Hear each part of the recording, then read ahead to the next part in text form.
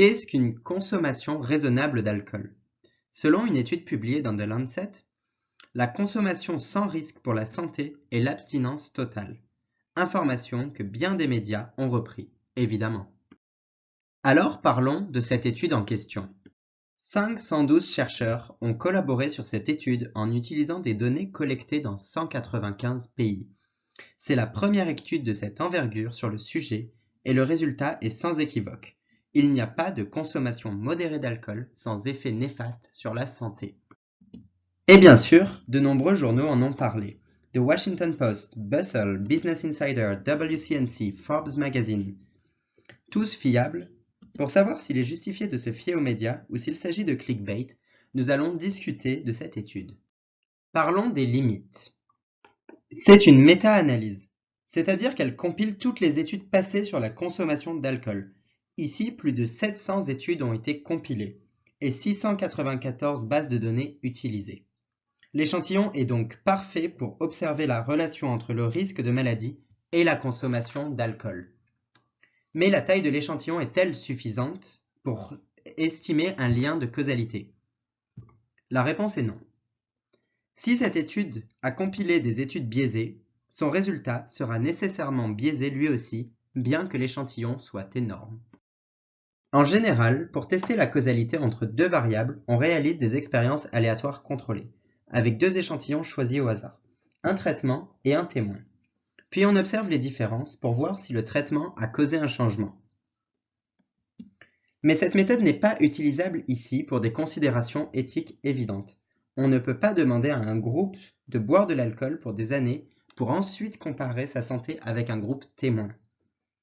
C'est pourquoi les auteurs ont combiné différentes études et les ont agrégées dans une étude plus globale. Mais ce qui n'est pas suffisant pour estimer un lien de causalité.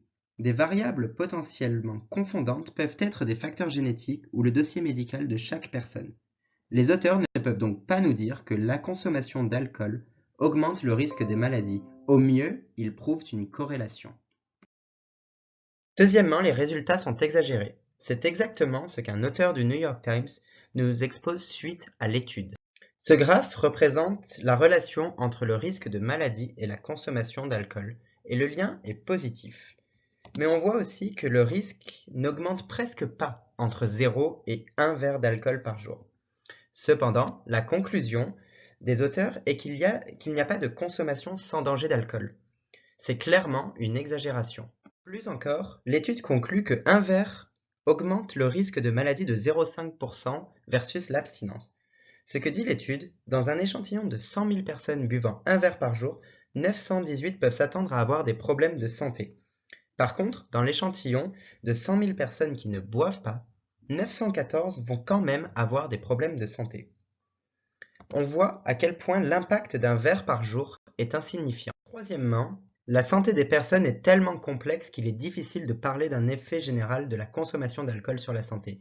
L'étude montre par exemple que la consommation modérée d'alcool est négativement associée avec des maladies cardiaques et le diabète, mais qu'en général le lien est positif. L'effet donc de l'alcool sur la santé reste dépendant des conditions médicales de chaque personne.